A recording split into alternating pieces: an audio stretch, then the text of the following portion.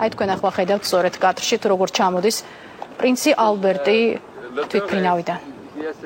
მას გვერდით საქართველოს პრეზიდენტი მიხეილ სააკაშვილი უდგას.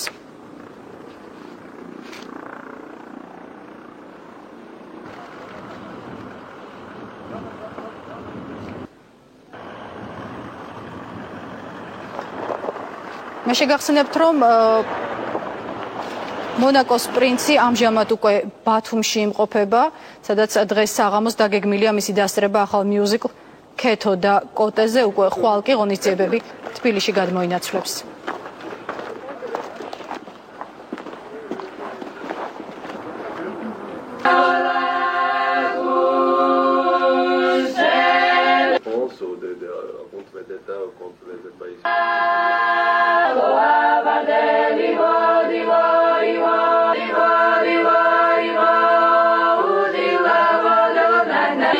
საქართველოს პრეზიდენტმა მონაკოს პრინცს დაათვალიერებინა ლანჩვანი, ესა უძველესი უბანი მესტიაში, რომელიც მე-12 საუკუნეშია აგებული და რომლის რეკონსტრუქციაც ამ დროისთვის მიმდინარეობს.